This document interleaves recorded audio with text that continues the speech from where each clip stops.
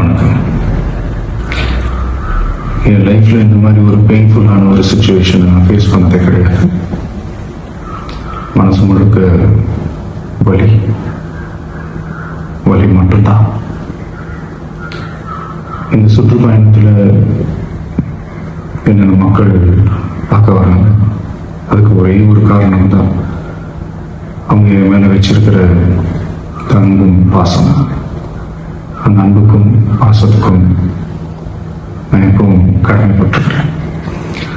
அதனால தான் இந்த சுற்றுப்பயணத்தில் மற்ற எல்லா விஷயங்களையும் தாண்டி மக்களுடைய சேஃப்டி, அதில் எந்த காம்ப்ரமைஸும் பண்ணிடக்கூடாதுன்றதுக்காக தான் அது என் மனசில் ரொம்ப ஆழமாக இருக்கும் அந்த எண்ணம்.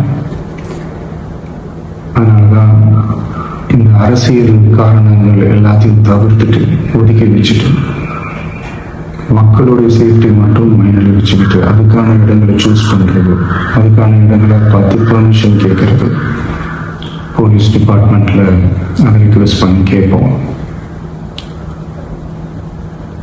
ஆனால்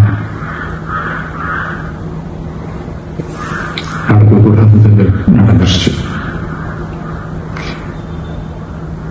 அந்த மனுஷன் தானே அந்த நேரத்தில் அத்தனை பேர் பாதிக்கப்பட்டு இருக்கும்போது எப்படி அந்த ஊரை விட்டுட்டு என்னால் கிளம்பி வர முடியும்? நான் திரும்ப போகணும்னு இருந்துச்சுன்னா அது ஒரு காரணம் காட்டி அங்கே வேற சில பதட்டமான சுச்சுவேஷன்ஸ், வேறு சில சம்பாவிதங்கள் அந்த மாதிரி எதுவும் நடந்துடக்கூடாதுன்றதுக்காக தான் நான் அவாய்ட் பண்ணேன். இந்த நேரத்தில் சொந்தங்களை இழந்து தவிக்கிற அத்தனை குடும்பங்களுக்கும் என்னுடைய ஆழ்ந்த இரங்கலை தெரிவிச்சுக்கிறேன். எனக்கு தெரியும், என்ன சொன்னாலும் இது ஈடாகாதுன்னு எனக்கு தெரியும். ஹாஸ்பிட்டலில் ட்ரீட் பண்ணிட்டு இருக்கிற எல்லாருமே சீக்கிரமாக க்யூர் ஆகி வரணுன்றதை இந்த நேரத்தில் நான் வேண்டிக்கிறேன். கூடிய சீக்கிரம் உங்கள் எல்லாரையும் நான் சந்திக்கிறேன்.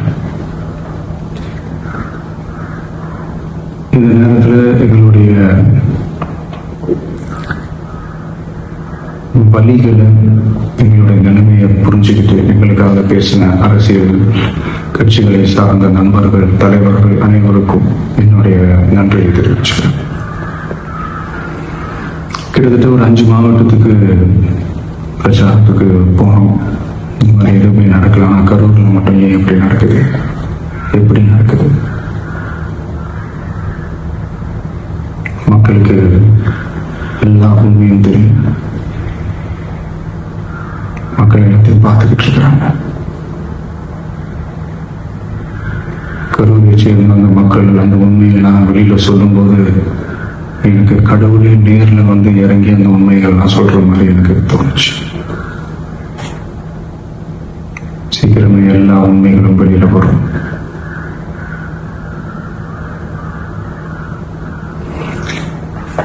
எங்களுக்கு தரப்பட்ட இடத்துல நாங்கள் போய் அந்த ஸ்பாட்ல நின்று நாங்கள் பேசிட்டு வந்தோம். அதை தாண்டி எந்த தவறும் எங்கள் சைடில் நாங்கள் எதுவுமே செய்யலை. பட் இருந்தாலும் எங்கள் கட்சியை சேர்ந்த நிர்வாகிகள், தோழர்கள் மேலே எஃப்ஐஆர், அது மட்டும் இல்லை சோஷியல் மீடியாவை சேர்ந்த நண்பர்கள், தோழர்கள் அவங்க மேலே எஃப்ஐஆர்லாம் போட்டு இப்போ பிடிச்சிக்கிட்டு இருக்கிறாங்க.